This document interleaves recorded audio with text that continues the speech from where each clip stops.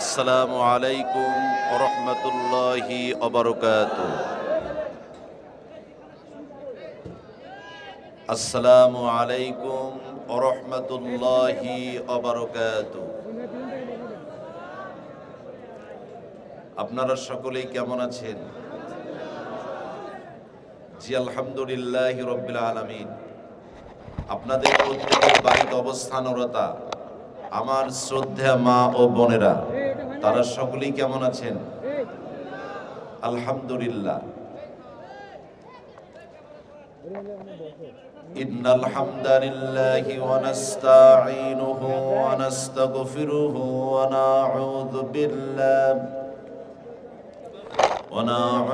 বিল্লাহি মিন শুরুরি আনফুসিনা ওয়া মিন সাইয়্যাতি আ'মালিনা।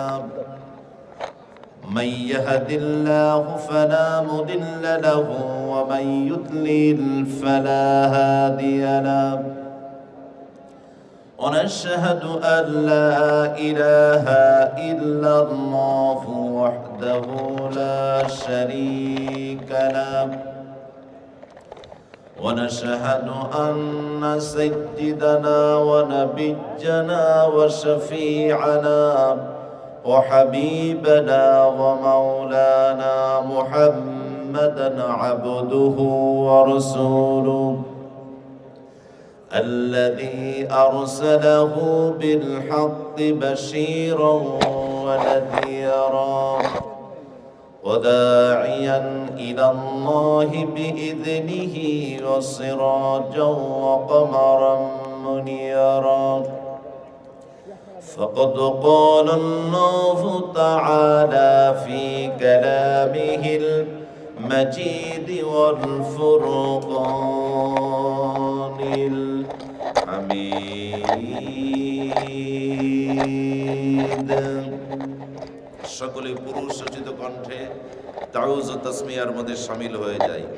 পড়ুন সকলে মোহাব্বতের সাথে, আউযু বিল্লাহি মিনাশ শাইতানির রাজীম। বিসমিল্লাহির রহমানির রহিম। কুতিবা আলাইকুমুল কিতালু ওয়া হুয়া কুরহুল লাকুম ওয়া আসা আন তাকরাহু শাইআন ওয়া হুয়া খায়রুল লাকুম ওয়া আসা আন তুহিব্বু শাইআন ওয়া হুয়া শাররুল লাকুম আল্লাহু ইয়া'লামু ওয়া আনতুম লা তা'লামুন।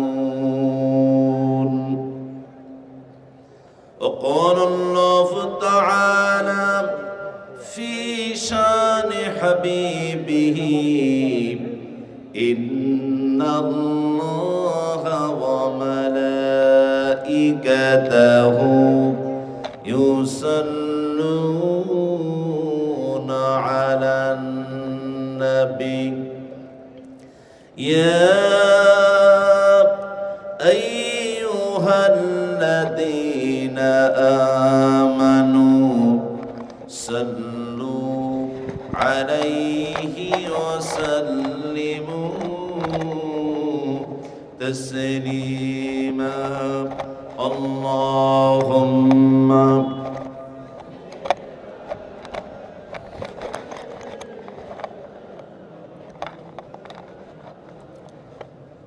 وعلى آل سيدنا.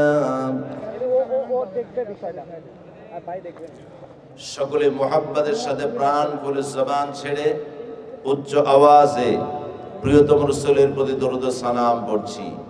আল্লাহুম্মা সাল্লি আলা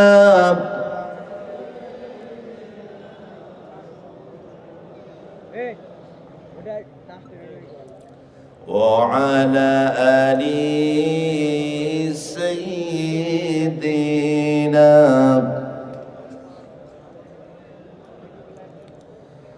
तमाम मखलूकातेर जन्नो तुमी जे रहमत नेता अनन्य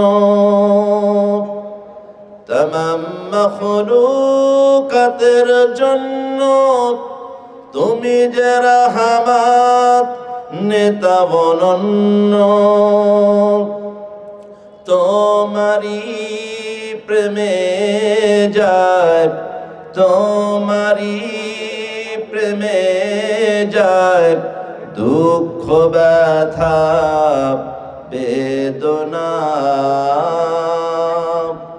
রাতের আধারে যেন চাঁদ মধু জোছনা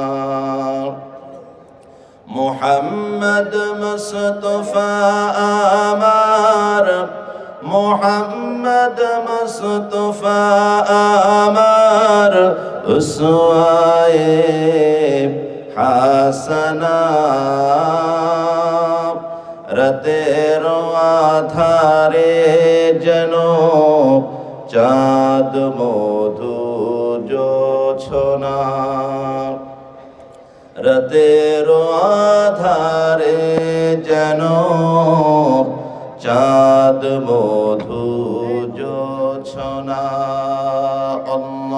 আল্লাহুম্মা সাল্লি আলা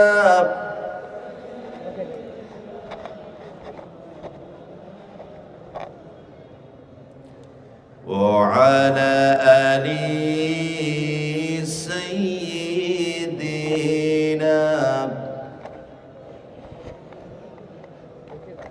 সকলে দরুদে ইব্রাহিম পড়ছি আল্লাহুম্মা সাল্লি আলা মুহাম্মাদ ওয়া আলা আলি মুহাম্মাদ কামা সাল্লাইতা আলা ইব্রাহিম ওয়া আলা আলি ইব্রাহিম ইন্নাকা হামিদুম মাজিদ اللهم بارك على محمد وعلى آل محمد كما باركت على إبراهيم وعلى آل إبراهيم إنك حميد مجيد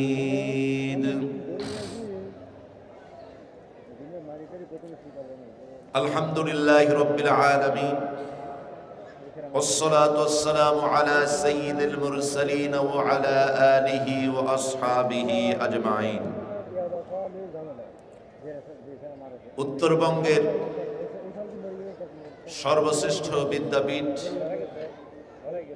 পাবনা দারুল আমান ট্রাস্ট কর্তৃক আয়োজিত 2 দিনব্যাপী ঐতিহাসিক তাফসীরুল কোরআন মাহফিলের সমাপনী রজনীর সুযোগ্য সম্মানিত সভাপতি, উপস্থিত মঞ্চ উপবিষ্ট জামাত নেতৃবৃন্দ,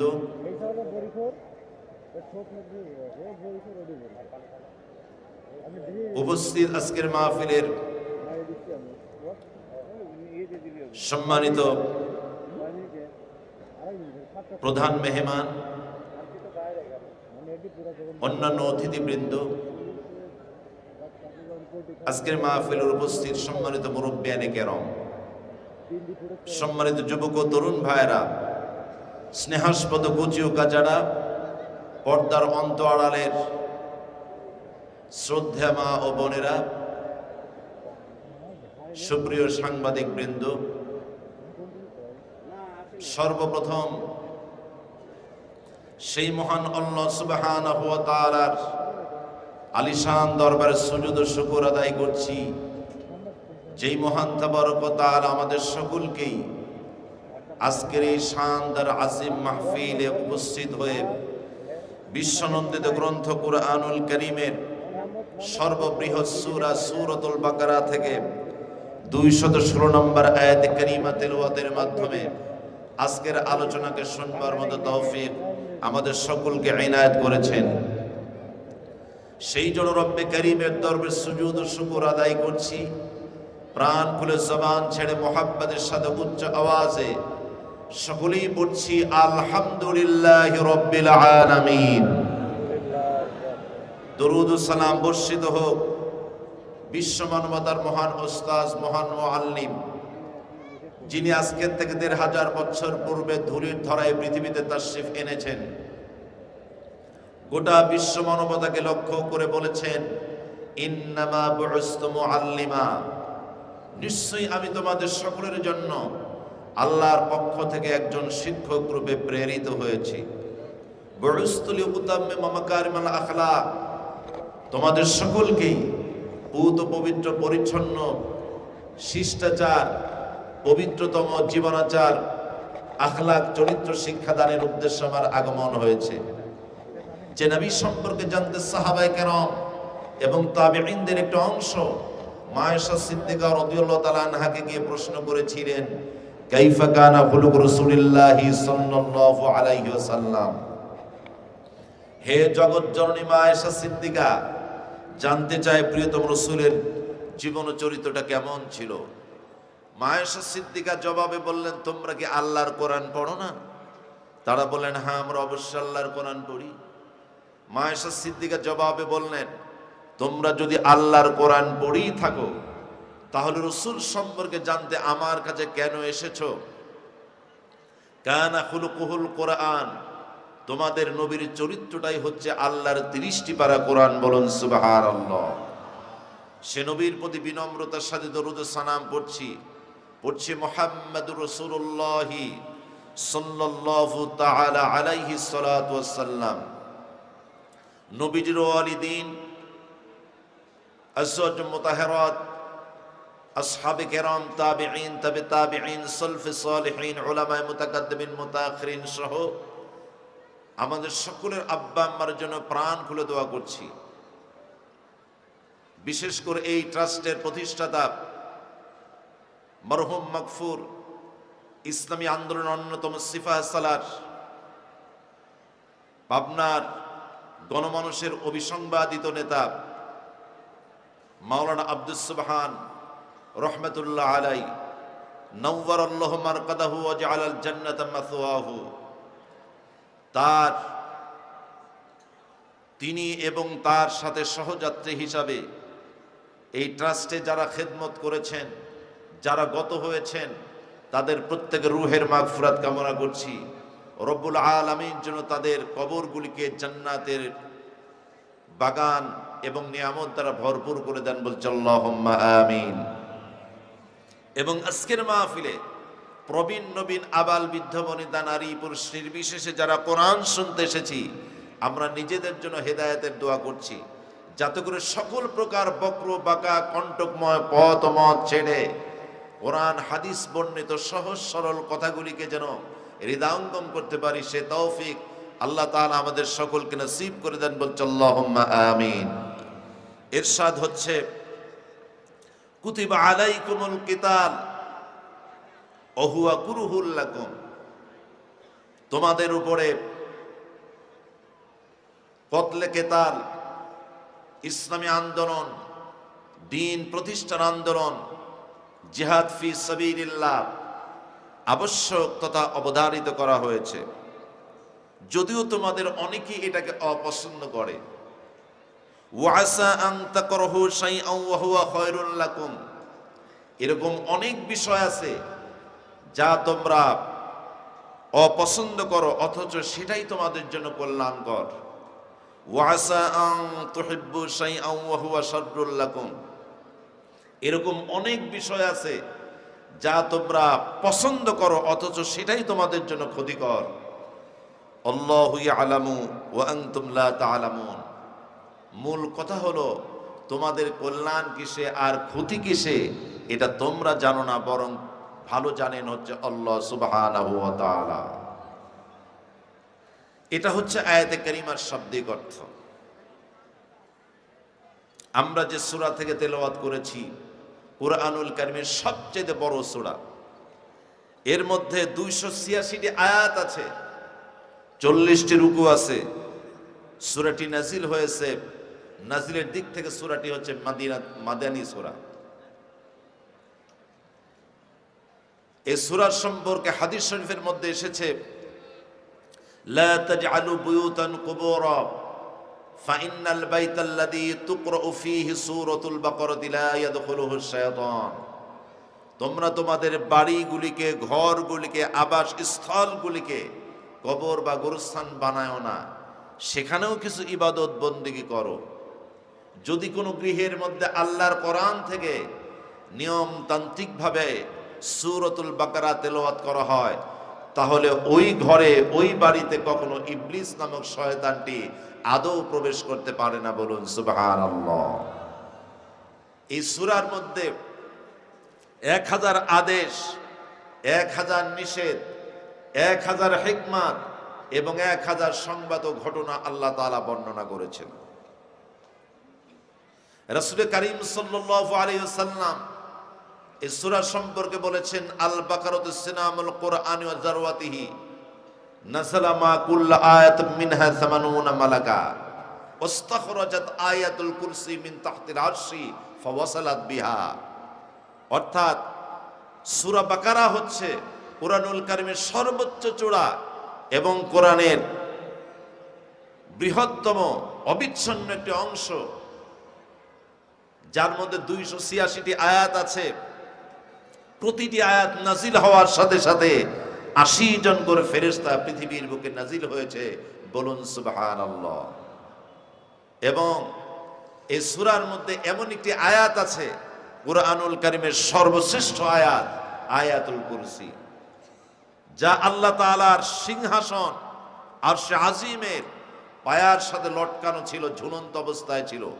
সেখান থেকে আয়াতুল কুরসিকে এনে সূরা বাকারার মধ্যে আল্লাহ শামিল করে দিয়েছেন। বলুন সুবহানাল্লাহ। এমন একটি সূরা থেকে তেলাওয়াতের মাধ্যমে আমরা আলোচনা শুরু করছি। দিনী ভাইয়েরা আমার,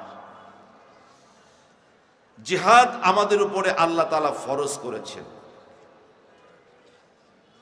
জিহাদের কথা শুনলে অনেকের মধ্যে একটু কষ্ট অনুভব হয়। অনেকে জিহাদের কর্মসূচি দেখলে, শুনলে এড়িয়ে চলতে চায়। তাদের ধারণা সহজে জান্নাতে যাওয়ার উপায় থাকলে শুধু শুধু আমরা জিহাদে অংশগ্রহণ করব কেন?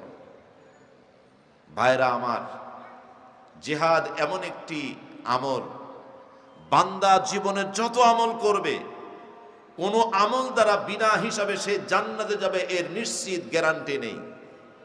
কিন্তু জিহাদ এমন একটি আমল, এই আমলের মাধ্যমে বান্দা যদি শাহাদাত বরণ করে, তাহলে সেই বান্দাটি সরাসরি বিনা হিসাবে আল্লাহর জান্নাতে চলে যাবে। বলুন সুবহানাল্লাহ। এর গ্যারান্টি রয়েছে। এই জন্য রাসূল কারীম সাল্লাল্লাহু আলাইহি সাল্লাম তিনি তার উম্মাকে এই জিহাদের প্রতি গুরুত্ব আরোপ করেছেন। জিহাদ ইসলামের সবচেয়ে গুরুত্বপূর্ণ একটি বিধান ও মুসলমানদের জন্য সুমহান শৌর্যবীর্য। জিহাদই হলো দ্বীন প্রতিষ্ঠার একমাত্র উপকরণ। দুনিয়াতে আল্লাহর দ্বীন প্রবর্তন করার ক্ষেত্রে পার্থিব কিছু প্রতিবন্ধকতা রয়েছে, যেমন প্রচলিত সমাজ ব্যবস্থা, অসামাজিক রাজনীতি, সমগ্র মানব সমাজের পরিবেশ, প্রচলিত শিক্ষা ও সংস্কৃতি, প্রচলিত শাসন ও বিচার পদ্ধতি, এর প্রত্যেকটি ইসলাম প্রতিষ্ঠার ক্ষেত্রে অন্তরায় বা বাধা হয়ে আছে। আর এই সকল বাধাকে অপসারণ করে দ্বীন প্রতিষ্ঠার ক্ষেত্রে ইসলাম একটু শক্তি প্রয়োগ করে থাকে। কোরআনের ভাষায় সেই শক্তি প্রয়োগটাকেই জিহাদ ফি সাবিলিল্লাহ বলা হয়। যদি কোনো মানুষ অথবা কোনো কওম এই জিহাদকে এড়িয়ে চলে, তাহলে আল্লাহ রাব্বুল আলামিন পৃথিবীর বুকে তাকে নিজ দায়িত্বে লাঞ্ছিত করবেন। নাউযুবিল্লাহ। সম্মানিত ভাইয়েরা আমার, হযরত আব্দুল্লাহ ইবনে ওমর থেকে বর্ণিত হাদিস, তিনি বলছেন রাসূল করিম সাল্লাল্লাহু আলাইহি ওয়াসাল্লামকে আমি বলতে শুনেছি, ইযা তাবায়াতুম বিল ঈনাতি, যখন তোমরা ইনা ভিত্তিক ক্রয় বিক্রয় করবে। ইনা এমন একটা পদ্ধতির বেচা কিনা, নগদে কম মূল্যে কম টাকা দিয়ে পণ্য কিনে এনে বাকিতে বেশি মূল্যে অধিক লাভ করে পণ্যটাকে বিক্রি করা।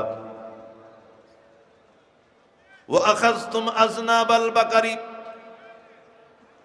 আর গরুর লেজ ধরে যখন তোমরা সন্তুষ্ট থাকবে, অর্থাৎ গবাদি পশু পালন, খামার করা, পশুর খামার করার মধ্যে তোমরা যখন সীমাবদ্ধ এবং সন্তুষ্ট থাকবে, রাদিতুম বিজ-জারঈ, এবং কৃষি কাজের মধ্যে যখন তোমরা সন্তুষ্ট থাকবে, খুশি থাকবে, অর্থাৎ কৃষি কাজের মধ্যে তোমরা ব্যস্ত থাকবে। ওয়া তারাকতুমুল জিহাদ, আর আল্লাহর জমিনে নিজের জান এবং মাল দিয়ে জিহাদ করাটাকে তোমরা ছেড়ে দেবে। সাল্লাল্লাহু আলাইকুম যুল্লান, আল্লাহ রাব্বুল আলামিন তখন তোমাদের উপরে লাঞ্ছনা, অপমান চাপিয়ে দেবেন। লা ইয়ানসিউহু হাত্তা তারজিউ ইলা দীনিকুম, যত সময় পর্যন্ত ইসলামী আন্দোলনের পথে তুমি ফিরে না আসবে, ইসলাম প্রতিষ্ঠার পথে যত সময় পর্যন্ত তুমি ফিরে না আসবে, তত সময় পর্যন্ত এই লাঞ্ছনা থেকে আল্লাহ রাব্বুল আলামিন তোমাকে নিষ্কৃতি দেবেন না। নাউযুবিল্লাহ। ইসলামী আন্দোলন এতটাই গুরুত্বপূর্ণ, এই লাঞ্ছনাকর জীবন থেকে যদি নিজেদেরকে বাঁচাতে চাই, তাহলে ইসলামী আন্দোলনের পতাকা তলে আমাদেরকে শামিল হতে হবে। নবীজি আরো বলেছেন, মান লাম ইয়াকসু আও ইয়াহিজ গাজিয়ান আও ইয়াখলুফ গাজিয়ান ফি আহলিহি বিখায়রিন আসাবাহুল্লাহু বিকারিআতিন ক্বাবলা ইয়াউমিল কিয়ামাহ। আল্লাহর হাবিব বলেছেন, যদি কোনো ব্যক্তি কোনো ইসলামের জন্য যুদ্ধ, যে ব্যক্তি ইসলামের জন্য কোনো যুদ্ধ করে নাই, অথবা কোনো যোদ্ধাকে যুদ্ধের সরঞ্জাম দিয়ে দিয়ে সাহায্য করে নাই, অথবা কোনো যোদ্ধার পরিবারকে কল্যাণমূলক পৃষ্ঠপোষকতাও করে নাই, আল্লাহ রাব্বুল আলামিন কিয়ামতের পূর্বে এই লোকটার উপরে বিপদ চাপিয়ে দেবেন। বলুন নাউযুবিল্লাহ। জিহাদ এমন একটা গুরুত্বপূর্ণ একটি বিষয়, কোরআনের কিছুটা মানবেন আর কিছুটা মানবেন না, যেইটা মানা সহজ, যেইটা মানলে ফজিলত, শুধু ওইটার মধ্যে সীমাবদ্ধ থাকবেন। আর যেইটা মানতে গেলে ঘাম ঝরাতে হয়, রক্ত দিতে হয়, পরিশ্রম করতে হয়, জেল জরিমানা হয়, ফাঁসির মঞ্চে দাঁড়াতে হয়, সেইটা মানতে যাবেন না। যদি এই দ্বৈত চরিত্র হয়, তাহলে আল্লাহ তাআলা আপনাকে আমাকে লাঞ্ছিত করবেন, ঠিক কিনা? সম্মানিত ভাইরা আমার, আল্লাহ রাব্বুল আলামিন বলেন, আফাতুমিনুনা বিবা'দিল কিতাবি ওয়া তাকফুরুনা বিবা'দ ফামা জাযাউ মান ইয়াফআলু যালিকা মিনকুম ইল্লা খিzyun ফিল হায়াতিদ দুনিয়া ওয়া ইয়াওমাল কিয়ামাতি ইউরাদ্দুনা ইলা আশাদ্দিল আযাব। আল্লাহু আকবার। আল্লাহ বললেন, কি হে বান্দা, তোমার চরিত্র এরকম নাকি? তুমি আমার কোরআনের কিছু বিধান মানবে, যেইগুলি মানা তোমার জন্য সহজ, যেইগুলি মানার মধ্যে ফজিলত রয়েছে সেইগুলি তুমি মানবে, আর যেইগুলি মানার মধ্যে কষ্ট রয়েছে, জেল হতে পারে, জুলুম হতে পারে, নিপীড়ন নির্যাতন হতে পারে, তোমার জন্য কঠিন, ওই বিধানগুলিকে তুমি এড়িয়ে চলবে। এই যদি হয় তোমার দ্বৈত চরিত্র, তাহলে আমি আল্লাহ রাব্বুল আলামিন এই পৃথিবীতে তোমাকে লাঞ্ছিত করব, অপমানিত করব। পৃথিবীতে তুমি লাঞ্ছিত এবং অপমানিত, নিগৃহীত, নিষ্পেষিত হবে। আর কিয়ামতের কঠিন ময়দানে আমার জাহান্নামে তোমার জন্য শক্ত কঠিন আযাব বরাদ্দ রয়েছে। আল্লাহু আকবার। কিছু কিছু মুসলমানকে দেখি তাফসীর মাহফিলে আসতে চায় না, নিজেকে মুসলমান বলেই দাবি করে। কারণ তাফসীর মাহফিলে গেলে তাদের ধারণা আলেম ওলামা তো রাষ্ট্রে কোরআন প্রতিষ্ঠার আন্দোলনের কথা বলে থাকে। আমরা তো মুসলমান, নামাজ পড়বো, রোজা করব, হজ যাকাত আদায় করব, সব ঠিক আছে, কিন্তু রাষ্ট্রে ইসলামী আন্দোলন করব, রাষ্ট্রে কোরআনের আইন প্রতিষ্ঠা করব, এইটা তো হতে দেওয়া যেতে পারে না। এইটা হলে আমাদের আখের গোছানো তো বড় কঠিন হয়ে যায়। এই জন্য কোরআন প্রতিষ্ঠার আন্দোলনের প্রতি মানুষ উদ্বুদ্ধ হবে মাহফিলে গেলে, নিজেরাও আসতে চায় না, কর্মী সমর্থকদেরকেও আসতে দিতে চায় না। ওরা প্রতিবেশী রাষ্ট্র ভারতের পাতানো ফাঁদে পা দিয়েছে। আজকে বড় দুঃখের সাথে বলছি, বাংলাদেশ এমন একটা রাষ্ট্র, পৃথিবীতে সবচেয়ে মাজলুম রাষ্ট্র হচ্ছে ফিলিস্তিন। আমাদের প্রতিবেশী হিসাবে এমন একটা রাষ্ট্র রয়েছে যে সেই রাষ্ট্র বাংলাদেশকে ফিলিস্তিন বানাতে চায়। আমাদের তিন দিক দিয়ে ঘিরে আছে। অনেকেই বলে সেটা না, সে নাকি, তারা নাকি আমাদের বন্ধু রাষ্ট্র।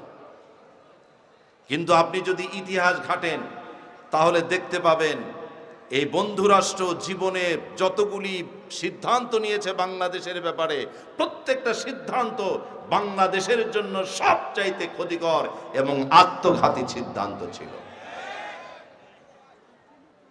আগের কথা বলবো না, এই প্রজন্মকে স্মরণ করে দিচ্ছি। 2007 সালের জানুয়ারির 11 তারিখে ভারত তার সেবাদাস মঈনুদ্দিন ফখরুদ্দিনকে ব্যবহার করে বাংলাদেশের রাজনীতিতে নগ্ন হস্তক্ষেপ করে সে অনাধিকার চর্চা করেছিল। 2008 সালে পাতানো নির্বাচন করে শেখ হাসিনাকে ক্ষমতায় বসিয়ে বিনা শুল্কে বাংলাদেশের ভূমি এবং বাংলাদেশের বন্দর ব্যবহার করার পরিকল্পনা করেছিল। আপনারা বলেন, আমরা খোদ বাংলাদেশি হওয়া সত্ত্বেও আমরা বিনা ট্যাক্সে, বিনা শুল্কে এদেশের বন্দর, এদেশের রাস্তাঘাট, এদেশের সেতু কি আমরা ব্যবহার করি? অথচ ওরা করতে চায়। 2009 সালের 25শে ফেব্রুয়ারিতে ঢাকার পিলখানায় বিডিআর বিদ্রোহের মাধ্যমে, বিডিআর বিদ্রোহের নাম করে ভারত এবং তার বাহিনী সম্মিলিতভাবে অভিযান চালিয়ে বাংলাদেশের চৌকোর দেশপ্রেমিক 57 জন আর্মি অফিসার এবং 17 জন নিরীহ মানুষকে গুলি এবং জবাই করে হত্যা করেছে। 2013 সালের 5ই মে ঢাকার শাপলা চত্বরে হেফাজতে ইসলামের যে প্রোগ্রাম চলছিল, সেই প্রোগ্রামে রাতে অন্ধকারে বৈদ্যুতিক আলো নিভিয়ে দিয়ে ভারতীয় বাহিনী এবং ভারতীয় বাহিনীর সাথে শেখ হাসিনার নির্দেশে তার দোসররা হেফাজতে ইসলামের সাধারণ মুসল্লি এবং আলেম ওলামার উপরে গুলি বর্ষণ করে শত শত মুসলমানকে শহীদ করে দিয়েছিল। 2013 সালের থেকে আরম্ভ করে 2023 সাল পর্যন্ত বাংলাদেশের সবচেয়ে মাজলুম সংগঠন এবং বাংলাদেশের পরীক্ষিত সবচাইতে দেশপ্রেমিক সংগঠন বাংলাদেশ জামাত ইসলামের কেন্দ্রীয় নেতৃবৃন্দকে মতিউর রহমান নিজামী শহীদ, কামারুজ্জামান, আলী হাসান মোহাম্মদ মুজাহিদ, কাদের মোল্লা, মৌলানা আব্দুস সুবহান এবং আল্লামা বিশ্বনন্দিত মুফাসসির দেলোয়ার হোসেন সাইদি, এই সমস্ত জগৎ বিখ্যাত আলেম ওলামা, তাদেরকে ফাঁসি আসামি বানিয়ে মিথ্যা হয়রানিমূলক মামলা দিয়ে ফাঁসির কাস্টে ঝুলিয়ে এবং বিনা চিকিৎসায় এর পরেও বিষ প্রয়োগে তাদেরকে হত্যা করেছে। সম্মানিত ভাইয়েরা আমার, 2024 সালের জুলাই আগস্ট বিপ্লবে সেই ভারতীয় বাহিনীর ভারতীয়দের প্রত্যক্ষ নির্দেশে শেখ হাসিনা তার তল্পি বাহিনীকে দিয়ে ছাত্র জনতার আন্দোলনে বিনা উস্কানিতে স্বপ্রণোদিত হয়ে গুলি চালিয়ে 1400 মানুষকে হত্যা করেছে এবং 40,000 মানুষকে চিরদিনের জন্য পঙ্গু করে দিয়েছে। ভারতীয় আধিপত্যবাদের বিরুদ্ধে শুধু ফেসবুকে মন্তব্য করার কারণে 2019 সালে 6 অক্টোবরে বুয়েটের ছাত্র আবরার ফাহাদকে সারা রাত ধরে পিটায় পিটায় মেরেছে, তাকে হত্যা করেছে। এখানেই শেষ নয়, আবার 2025 সালের 12ই ডিসেম্বর, এই যে কয়েকদিন পূর্বে শুক্রবারে বাদ জুমাতে আমার ভাই শরীফ ওসমান হাদির উপরে তাদের ইন্ধনে তাদের প্রশিক্ষণ প্রাপ্ত সন্ত্রাসীকে লেলিয়ে দিয়ে তাকে গুলিবিদ্ধ করেছে এমন ভাবে যে শরীফ ওসমান হাদি আজকে মৃত্যুর সাথে পাঞ্জা লড়তেছে। আমার বোন ফেলানিকে মেরে কাঁটাতারের বেড়ার উপরে তার লাশটাকে ঝুলিয়ে রেখেছে। এইভাবে যেদিকে তাকাবো ভারত আমাদের সাথে যেই আচরণ করেছে, সেই আচরণের দিকে যদি আমরা নজর দেই তাহলে দেখতে পাবো বন্ধুত্বের প্রশ্নে আজকে 53 বছর ভারত উত্তীর্ণ হতে পারে নাই। সুতরাং 2025-এ দাঁড়িয়ে বাংলাদেশের এমন কিছু লোক আছে যারা ক্ষমতায় বসবার জন্য ভারতের পাতানো পাদে পা দিয়ে বাংলাদেশকে স্থিতিশীল করার চেষ্টা করছে। বাংলাদেশের প্রত্যেকটা মানুষকে, দেশপ্রেমিক মানুষদেরকে বলতে চাই, দারুল আমার ট্রাস্টের ময়দান থেকে বলতে চাই, ভারত যে ষড়যন্ত্র করেছে এই ষড়যন্ত্র মোকাবেলা করার জন্য শহীদ তিতুমিরের বাস হাতে করে যদি প্রত্যেকটা বাড়িতে বাড়িতে দুর্গ তুলে যদি এটাকে প্রতিরোধ করতে হয়, প্রতিরোধ করব, ঘাম দেব, রক্ত দেব। বাংলাদেশ মানচিত্রের 1 ইঞ্চি জায়গা ভারতকে আমরা শাসন করতে দেব না।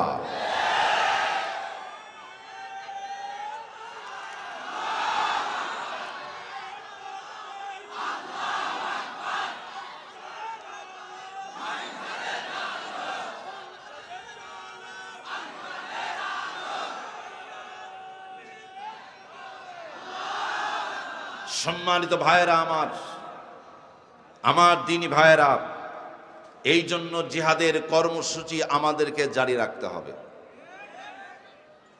জিহাদের কর্মসূচি যদি আমরা জারি না রাখি তাহলে আমাদের জন্য কি পরিণতি, আল্লাহ তাআলা কি বলছেন আমরা শুনি।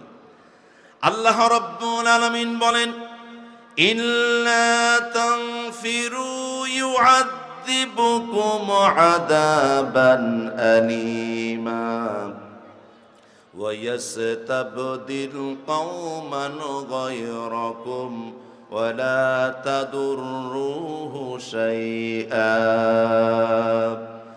আল্লাহ তাআলা বলেন, তোমরা যদি অভিযানে বের না হও, জিহাদ ফি সাবিলিল্লাহর উদ্দেশ্যে তোমরা যদি বের না হও, তাহলে আল্লাহ রাব্বুল আলামিন তোমাদেরকে যন্ত্রণাদায়ক শাস্তি প্রদান করবেন এবং তোমাদের পরিবর্তে এই জমিনে আরেকটা সম্প্রদায়কে তিনি প্রতিষ্ঠিত করবেন যাদের কিঞ্চিত মাত্র কোনো ক্ষতি তোমরা করতে পারবে না। জিহাদের কথা বললেই অনেকে নাসিকা শিটকায়, নামাজ, হজ, যাকাতের মধ্যে ইসলামকে সীমাবদ্ধ করতে চায়। আমাদের দেশের কিছু লোক আছে দেখতে মুসলমানের মতোই, কিন্তু চরিত্রে ইসলাম নাই। ঠিক না?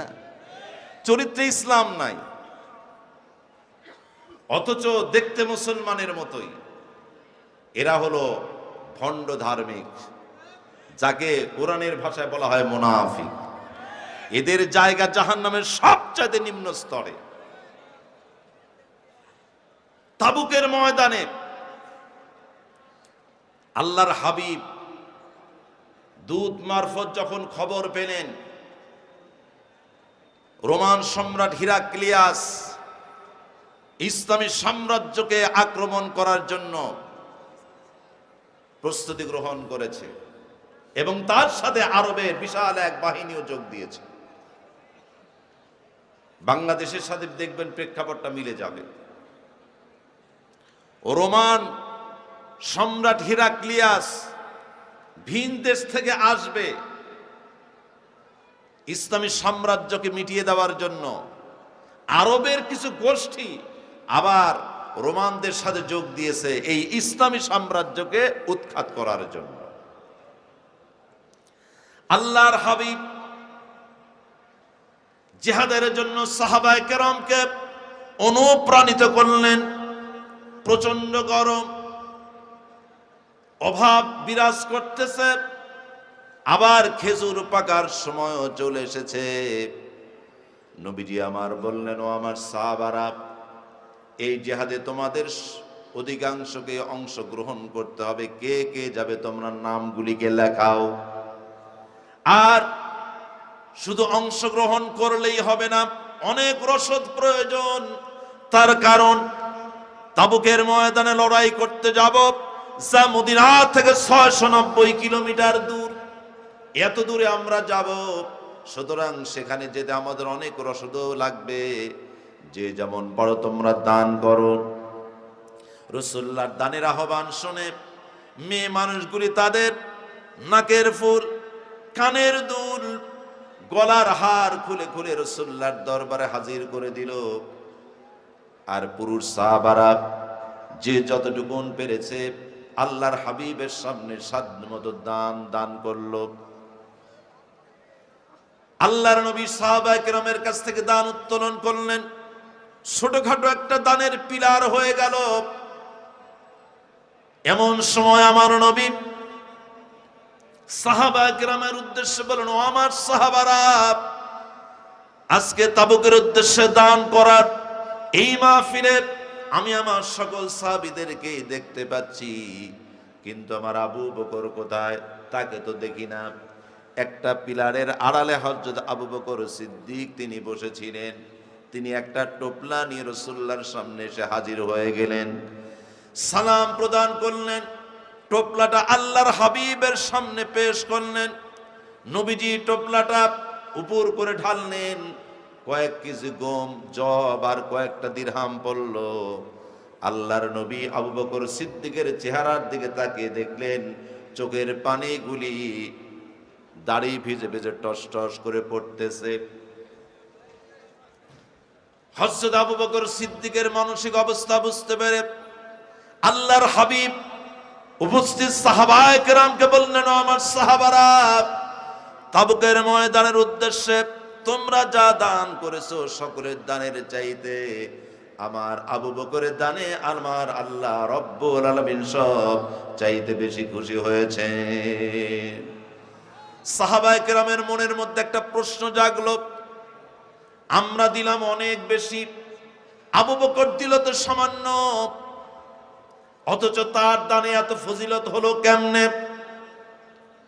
ও মুসলমান, সাহাবায়ে কেরামের মানসিক অবস্থা বুঝতে পেরে আল্লাহর হাবিব তাদের দোদুল্য মনতা দূর করার জন্য খুলে বললেন, ও আমার সাহাবারা, তোমাদের সামনে বিষয়টাকে পরিষ্কার করে দেই। ওসমান, এগিয়ে আসো, তুমি বলো তাবুকের জন্য তুমি কতটুকু দান করেছো?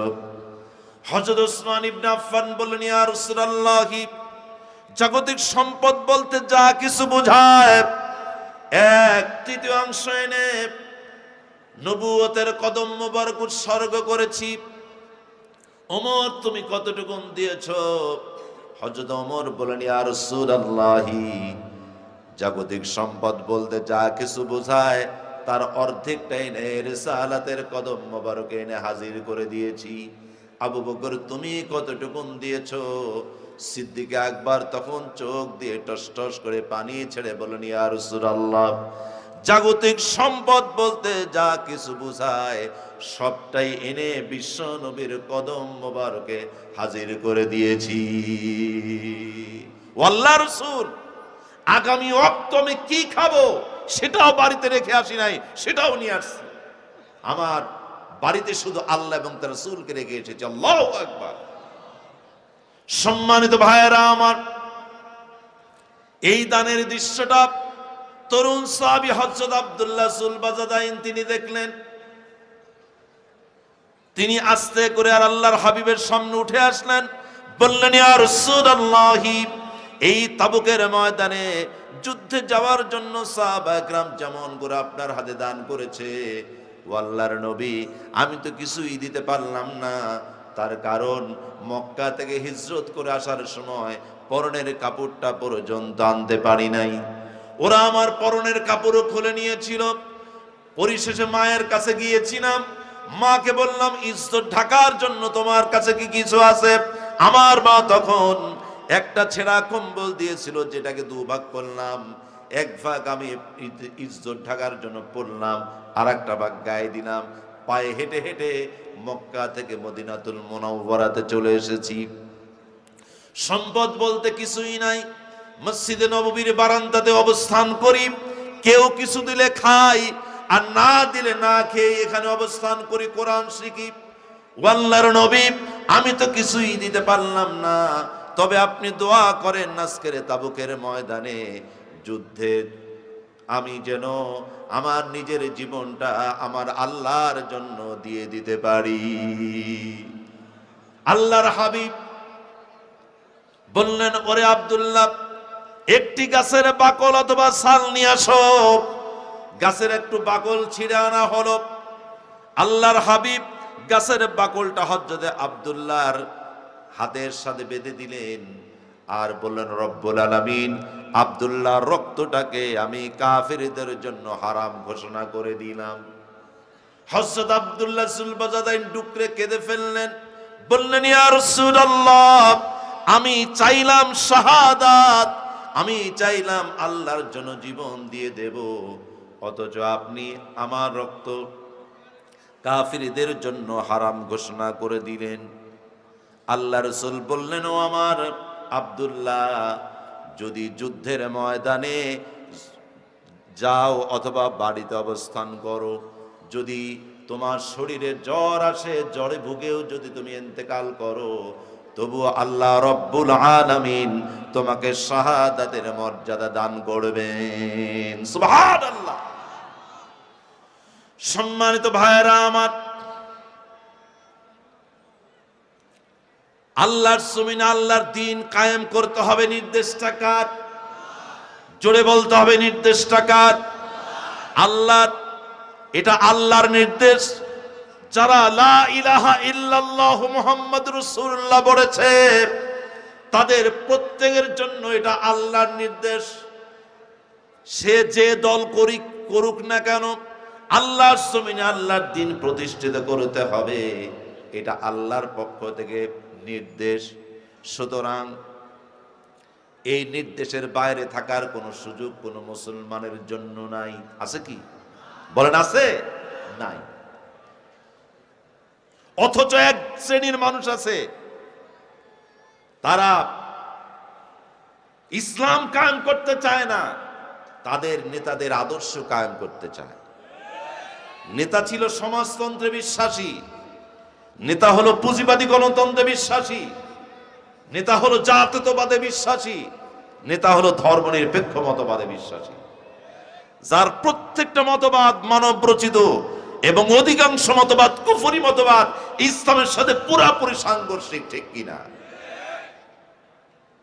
ইসলাম কায়েম করার কথা যখন আমরা বলি, তখন ওনারা বলেন যে ইসলাম যদি কায়েম হয়ে যায় তাহলে তার নাটক সিনেমা থাকবে না, মেয়েরা তো তখন বোরখা পরে চলাফেরা করতে হবে বাধ্যতামূলক। এই সমস্ত কথাবার্তা বলে সাধারণ মানুষের মধ্যে ইসলাম প্রতিষ্ঠার ব্যাপারে একটা ভীতি সঞ্চার করে দেয়, ভয় ধরিয়ে দেয়, ঠিক কিনা? আচ্ছা ভাই বলেন তো, ইসলাম যখন মদিনাতুল মুনাওয়ারাতে কায়েম হলো, রাসূলুল্লাহ কি তখন ঘরে ঘরে মেয়েদেরকে বোরকা বানায় দিছিলেন? জোর করে বোরকা পরায় দিছিলেন? জোর করে তো বোরকা পরিয়ে দেন নাই। নাটক সিনেমা থাকতেই পারে, হতেই পারে, তবে সেটা অশালীন ভাবে নয়। সেই নাটক সিনেমা দ্বারা কুফরের দিকে মানুষদেরকে অনুপ্রাণিত করা হবে না, সেই নাটক দ্বারা ইসলামের দিকে মানুষদেরকে অনুপ্রাণিত করা হবে, ঠিক কি না? ইসলাম মুসলমানদের মধ্যে আদর্শ প্রচার করবে, ওই আদর্শে অনুপ্রাণিত হয়ে প্রত্যেকটা মহিলাই আশা করি সকলে নিজের ইজ্জত হেফাজতের জন্য, আব্রুর হেফাজতের জন্য নিজেরাই শালীন পোশাক পরবে, ঠিক না? ভাইয়েরা আমার, কুফরি মতবাদ প্রতিষ্ঠান আন্দোলন এবং কর্মসূচি দ্বারা দিচ্ছে। একটা কথা আমি আপনাদেরকে বলে রাখি, এই যে গণতন্ত্র গণতন্ত্র করে এত চিল্লাই, আপনি কি জানেন গণতন্ত্রের মূল স্পিচ, মূল বক্তব্যটা কি? গণতন্ত্রের মূল বক্তব্যটাই হলো মানুষ ক্ষমতার মালিক, মানুষ ক্ষমতার মালিক, আর সাধারণ মানুষ তাদের নেতাকে নির্বাচন করে থাকে ভোটের মাধ্যমে। এটা হচ্ছে গণতন্ত্রের মূল কথা। ইসলামের কথা আমরা যারা কোরআন প্রচার করি, ইসলাম প্রচার করি, আপনারা বলেন তো কোরআনুল কারীমের মধ্যে মানুষ ক্ষমতার মালিক এই কথা বলা আছে নাকি ক্ষমতার মালিক আল্লাহ? ক্ষমতার মালিক কে? আল্লাহ। তাবারাকাল্লাযী বিয়াদিহিল মুলক, বরকতপূর্ণ সেই মহান সত্তা যার হাতে রয়েছে ক্ষমতা, কর্তৃত্ব। কুলিল্লাহুম্মা মালিকাল মুলক, আপনি বলেন সমস্ত কর্তৃত্ব কেবলমাত্র আল্লাহ তাআলার। ইন্নাল্লাহা আলা কুল্লি শাইইন কাদির, নিশ্চয় আল্লাহ তাআলা সকল কিছুর উপরে ক্ষমতাবান। ফাআলুল লিমা ইউরিদ, এমন ক্ষমতা তার যে তিনি যা ইচ্ছা তাই করতে পারেন। ইন্নামা আমরুহু ইযা আরাদা শাইআন আন ইয়াকুলা লাহু কুন ফায়াকুন, বস্তুত তিনি যখন কোনো কিছু করতে ইচ্ছে করেন তখন শুধু বলেন হও, আর সেটা হয়ে যায়। সুবহানাল্লাহ, কত ক্ষমতা হলো আমার আল্লাহর। আর আমরা মানুষ, আমাদেরকে বলা হয় যে আমরাই নাকি ক্ষমতার মালিক। কেমন ক্ষমতা! ছোট্ট একটা মশা, এই মশার কামড় থেকে বাঁচানোর জন্য মশারির নিচে আমরা লুকাই, এমন ক্ষমতার মালিক আমরা। একটা ভীমরুল, এই ভীমরুল তাড়ানোর জন্য, ভীমরুল থেকেই ভয় পায়, সেই ভীমরুলটাকে তাড়ানোর জন্য আবার আগুনের ধোঁয়াও তৈরি করে, ঠিক না? ক্ষমতার আসল মালিককে। কিন্তু কোন ব্যক্তি যদি এটা বিশ্বাস করে অথবা প্রচার করে মানুষ ক্ষমতার মালিক, তাহলে এই মানুষটাকে সরাসরি আল্লাহর সাথে তুলনা করা হয়ে যায়। আর আল্লাহর সাথে কোনো কিছুকে অথবা কাউকে তুলনা করা, এটা কিসের গুনাহ? শিরকের গুনাহ। ইন্না শিরকা লা যুলমুন আযীম, শিরক হচ্ছে মস্ত বড় গুনাহ। ইন্নাল্লাহা লা ইয়াগফিরু আন ইউশরাকা বিহি ওয়া ইয়াগফিরু মা দুনা যালিকা লিমান ইয়াশা, বান্দা জীবনে যত গুনাহ করেছে আমার আল্লাহ বলেছেন আমি যদি ইচ্ছে করি বান্দার জীবনের সমস্ত গুনাহগুলিকে maaf করে দেব, কিন্তু একটা গুনাহ কোশ্চিন কালেও maaf হবে না, সেটা হচ্ছে শিরকের গুনাহ। কিসের গুনাহ? ওরা জাতীয়তাবাদের দিকে আপনাকে ডেকে, পুঁজিবাদী গণতন্ত্রের দিকে আপনাকে ডেকে, সমাজতন্ত্রের দিকে আপনাকে ডেকে, ধর্মনিরপেক্ষ মতবাদের দিকে আপনাকে ডেকে আপনার ঈমানটাকে নষ্ট করে আপনাকে কাফির বানিয়ে, মুশরিক বানিয়ে জাহান্নামে নিতে চায়, ঠিক কিনা বলেন? আমরা আপনাদেরকে কোরআনের পথে ডাকতেছি, হাদিস দিয়ে, কোরআন দিয়ে আমরা আপনাদেরকে জান্নাতের পথে নিয়ে যেতে চাই। এই জন্য এখন ওরা বলতেছে, অনেকে বলতেছে আমরা নাকি মাহফিলে এসে জান্নাতের টিকিট বিক্রি করি, আমাদের নেতৃবৃন্দ নাকি বিভিন্ন পথসভায় জনসভায় গিয়ে জান্নাতের টিকিট বিক্রি করে। আরে ভাই, জান্নাতের টিকিট আমরা বিক্রি করব কেন? জান্নাতের টিকিট তো জান্নাতের মালিক আল্লাহ বিক্রি করেছেন, ঠিক না?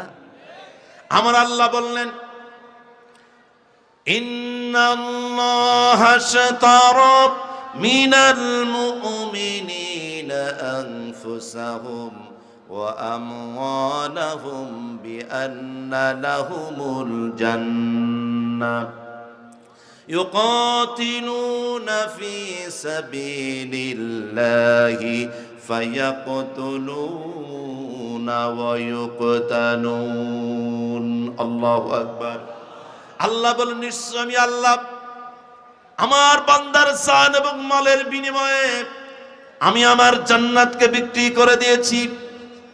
বিনিময়ে আমার বান্দার পক্ষ থেকে তার জান এবং তার মালটাকে আমি আল্লাহ নিয়ে নিয়েছি। সুতরাং আমার বান্দা যারা জান্নাত কিনতে চায় তারা আল্লাহর পথে লড়াই করে, নিজেরাও মারে এবং আল্লাহর শত্রুদেরকেও তারা মারে। নিজেরাও মরে, আল্লাহর শত্রু যারা তাদেরকেও তারা মারে। আল্লাহু আকবার।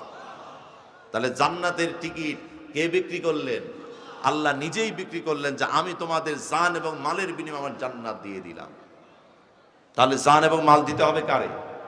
বলেন কাকে? আল্লাহকে। সম্মানিত ভাইয়েরা আমার,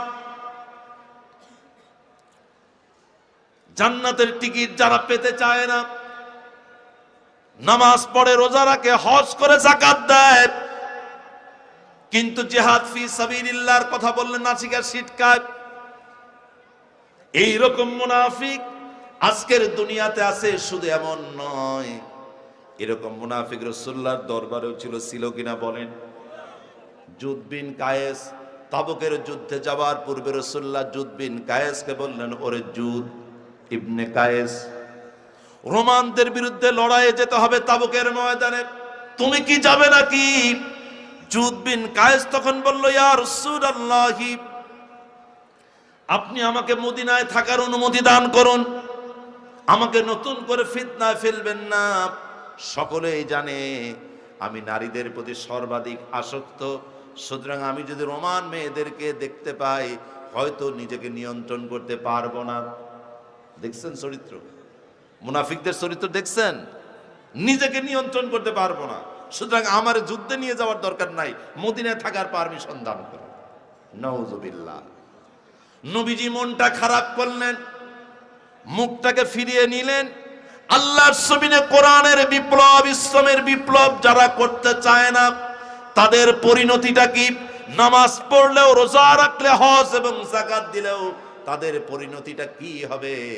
আল্লাহ রাব্বুল আমিন কোরআনুল কারীমের মধ্যে তিনি বলছেন, ومنهم من يقول أذرني ولا تفتني ألا في الفتنة سقطوا وإن جهنم لمحيطة بالكافرين الله أكبر। আল্লাহ তাআলা বললেন, তাদের মধ্যে থেকে, মুনাফিকদের মধ্যে থেকে কেউ বলে, আমাকে মদিনাতে থাকার পারমিশন দান করুন, আমাকে জিহাদের উদ্দেশ্যে ডেকে আমাকে ফিতনা নিপতিত করবেন না। ও আমার নবী, আপনি বলে দিন, জেনে রাখো তোমরা তো ফিতনার মধ্যেই পড়ে আছো। কিসের মধ্যে? কিসের মধ্যে? ওরা নামাজ, রোজা, হজ, যাকাত কিন্তু ঠিকই করে, তবু আল্লাহ বললেন জেনে রাখো তোমরা তো ফিতনার মধ্যেই পড়ে আছো, আর কাফিরদের চার দিক থেকে জাহান্নাম তাদেরকে ঘিরে আছে। আল্লাহু আকবার। সম্মানিত ভাইয়েরা আমার, এটা হলো মুনাফিকদের অবস্থা। কিন্তু জিহাদের ব্যাপারে মুমিনদের অবস্থাটা কি? আল্লাহর হাবিবের সাথে 30,000 চলে গেল তাবুকের ময়দানে। কত হাজার? জোরে বলেন। 30,000 চলে গেল। আল্লাহর হাবিবের সাথে 30,000 মধ্যে মুজাহিদ চলে গেছে তাবুকের ময়দানে যুদ্ধের জন্য। এই খবরটা যখন হিরাক্লিয়াস জানতে পেরেছে, তখন সেই হিমস নগরীতে তার সৈন্যবাহিনী সহকারে অবস্থান করছিল। রাসূলুল্লাহ স্বয়ং এসেছেন 30,000 নিয়ে। এই কথাটা শোনার সঙ্গে সঙ্গে আল্লাহর হাবিবের সাথে আর হিরাক্লিয়াস যুদ্ধ করার কোনো সাহস করতে পারে নাই। ও আমার মুসলমান ভাইরা, কিন্তু আল্লাহ রাসূলের সাথে যুদ্ধে যেতে পারে নাই এমন কিছু মুসলমানও ছিল যারা আল্লাহর হাবিবের সাথে বের হতে পারে নাই, কিন্তু তারা পরবর্তীতে কয়েকদিনের মধ্যেই আবার রাসূলুল্লাহর সাথে যোগ দিয়েছে। তার মধ্যে একজন ছিলেন আবু খায়সামা। হযরত আবু খায়সামা নবীজির তাবুকে অভিযানে বের হওয়ার পরে নিজের বাড়িতে প্রবেশ করলেন। প্রচন্ড গরম পড়েছে। বাড়িতে এসে দেখলেন তার স্ত্রীরা বাগানে তাবু স্থাপন করেছে, ঠান্ডা পানি ছিটিয়ে তাবুকে ঠান্ডা করে রেখেছে। সেখানে সুন্দর বিছানা করে রাখা হয়েছে, সেখানে সুন্দর খাবার এবং সুন্দর সুমিষ্ট পানির ব্যবস্থাও স্ত্রীগণ করে রেখেছে। আবু খায়সামা রাদিয়াল্লাহু তাআলা আনহু গৃহে প্রবেশ করার পরে সুন্দর খাবার এবং ঠান্ডা পানি, সুন্দর বিছানা দেখার সঙ্গে সঙ্গে নিজেকে নিজে প্রশ্ন করলেন, ওরে আবু খায়সামা, তুমি যে নবীর প্রতি ঈমান এনেছো, যে নবী হলেন তোমার নেতা, তোমার রাসূল, সেই নবী এই দ্বীপ্রহরে গরমের মধ্যে তাবুকের উদ্দেশ্যে তিনি পথ চলছেন ঘরমাক্ত এবং কষ্ট করে, আর তুমি সুন্দরী এবং সুন্দর খাবার নিয়ে ব্যস্ত হয়ে আছো। এটা কখনো ইনসাফ হতে পারে না। সুতরাং হযরত আবু খায়সামা স্ত্রীদেরকে বললেন, ও আমার স্ত্রীরা, তোমাদের হাত থেকে এক ফোঁটা খাবার, এক ফোঁটা পানি, এক লোকমা খাবার আমি গ্রহণ করতে চাই না। সঙ্গে সঙ্গে স্ত্রীরা বলল, কি চাও তাহলে তুমি? তিনি বললেন, আমার জন্য যুদ্ধের সরঞ্জামাদি প্রস্তুত করো। যুদ্ধের সরঞ্জামাদি প্রস্তুত করে হযরত আবু খায়সামা 690 কিলোমিটার পাড়ি দিয়ে তাবুকের ময়দানে গিয়ে রাসূলুল্লাহর সাথে মিলিত হয়েছেন। সুবহানাল্লাহ! এটা হলো মুমিনদের চরিত্র। জিহাদকে কখনো তারা এড়িয়ে চলে না, দ্বীন প্রতিষ্ঠার আন্দোলন কখনো এড়িয়ে চলে না, ঠিক কিনা? আজকে দ্বীন বাংলাদেশে বিজয়ী অবস্থায় আছে নাকি বিজাতীয় আদর্শ বাংলাদেশে বিজয়ী হয়ে আছে? বলেন, বিজাতীয় আদর্শ। এই বিজাতীয় আদর্শ বাংলাদেশে বিজয়ী হয়ে আছে। যদি কিয়ামতের ময়দানে আল্লাহ আমাদেরকে প্রশ্ন করেন যে গোটা বাংলাদেশে তোমরা যে দেশ অবস্থান করতে শতকরা প্রায় 92 জন মুসলমান ছিলে, আমার দ্বীন প্রতিষ্ঠার আন্দোলনের জন্য কি ভূমিকা রেখেছো? কোন জবাব আছে? কোন জবাব আছে? সুতরাং ওই দিন যদি আল্লাহর দরবারে জবাব দিতে চাই, তাহলে আর ভেদাভেদ নয়, সকল মুসলমান ঐক্যবদ্ধ হয়ে আমাদেরকে এক হয়ে সকল ভেদাভেদ ভুলে গিয়ে দ্বীন প্রতিষ্ঠার আন্দোলনে শামিল হতে হবে। যেইভাবে দ্বীন প্রতিষ্ঠার আন্দোলনে শামিল হয়েছিল খাব্বাব, খুবাইব, আম্মার, উমায়ের, তালহা, জুবায়ের, তাদের উত্তরসূরি হিসাবে দ্বীন প্রতিষ্ঠার আন্দোলনে ঝাঁপিয়ে পড়ব। বুকে রক্ত দিয়ে প্রয়োজনে বাংলা সবুজ চত্বরকে রক্তিম লাল করে দেব। যত সময় পর্যন্ত দ্বীন প্রতিষ্ঠিত না হবে, তত সময় পর্যন্ত বাড়িতে ফিরবো না। কারা কারা দুইটা হাত আমরা আল্লাহকে দেখাই?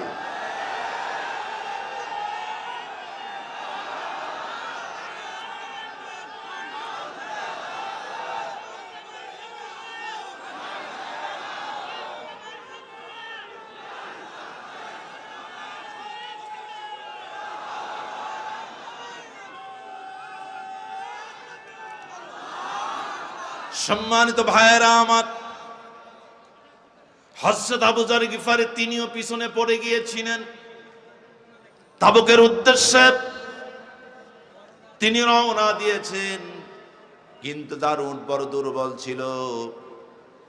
উট নিয়ে তিনি সঙ্গী সাথীদের সাথে পাল্লা দিয়ে চলতে পারছেন না। হযরত আবু যর গিফারী সঙ্গী সাথীদের সাথে যেতে পারলেন না, উট তার পিছনে পড়ে গেল।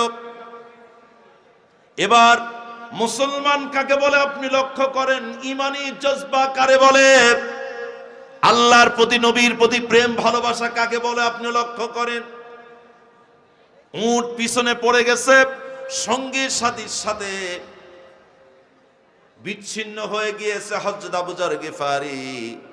উট তার ভালো চলতে পারছে না মাল সামানা নিয়ে। এবার হযরত আবু যর গিফারী উট থেকে নামলেন, হাওদা থেকে নামলেন। নামার পরে উটের পিঠের উপরে হাওদাতে যুদ্ধের যে সরঞ্জামাদি ছিল সেই সরঞ্জামাদি হযরত আবু যর গিফারী নিজে উটের পিঠ থেকে নামালেন, নিজের পিঠের উপরে সেটাকে বেঁধে নিলেন। এরপরে উটের লাগাম ধরে পায়ে হেঁটে হেঁটে 690 কিলোমিটার পাড়ি দিয়ে তাবুকের ময়দানে তিনি রাসূলুল্লাহর সাথে শামিল হয়েছেন।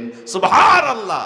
কি মানে জজবা, কি চেতনা ইসলামের প্রতি, কোরআনের প্রতি, হাদিসের প্রতি, আল্লাহর প্রতি, নবীর প্রতি কি প্রেম!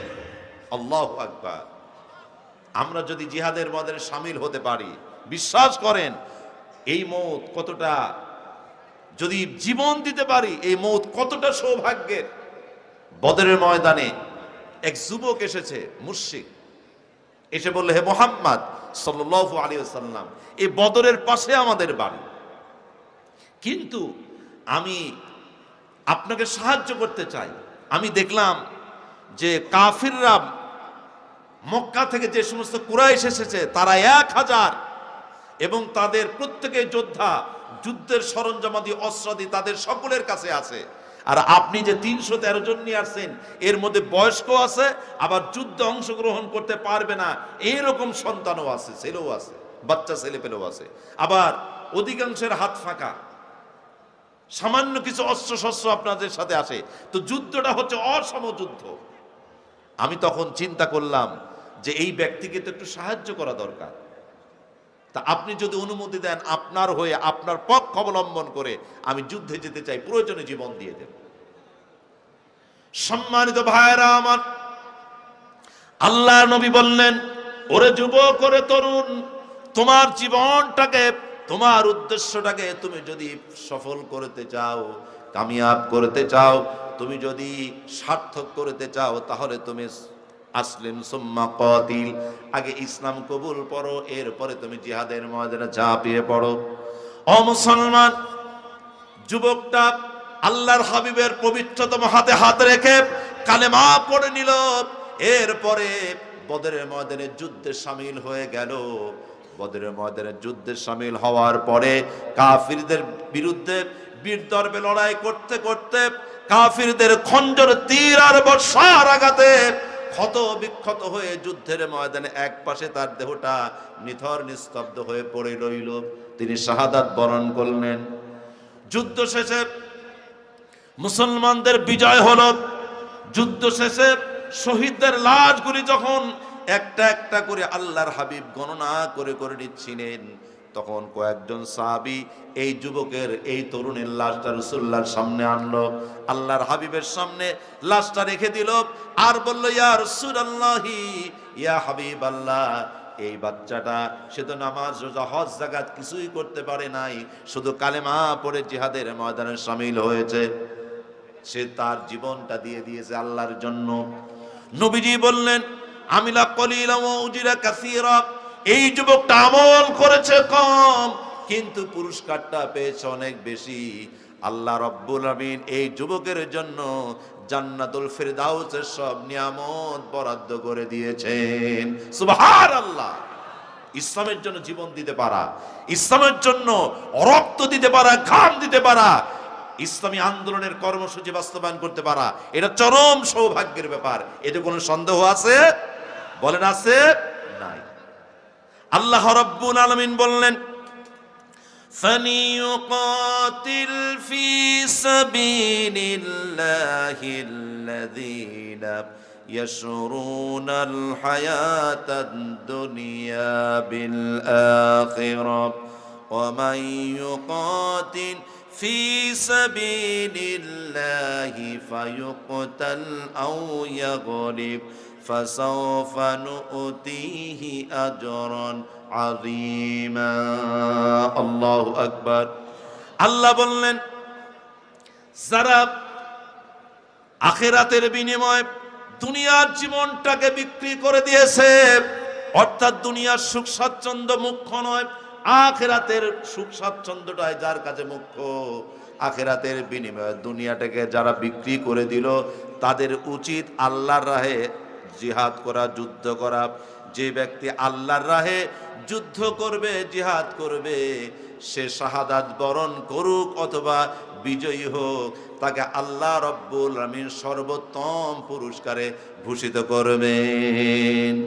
আল্লাহ তাআলা আরো বললেন পরবর্তী আয়াতে কারিমায়, ওমা লাকুম লা তুকাতিলুনা ফি সাবিলিল্লাহি ওয়াল মুস্তাদআফিনা মিনার রিজালি ওয়ান নিসাই ওয়াল বিলদান আল্লাযীনা ইয়াকুলুনা রাব্বানা আখরিজনা من هذه القرية الظالم أهلها واجعل لنا من لدنك وليا واجعل لنا من لدنك نصيرا الله أكبر আল্লাহ বলেন, কি হে বান্দা, কি হয়েছে তোমার?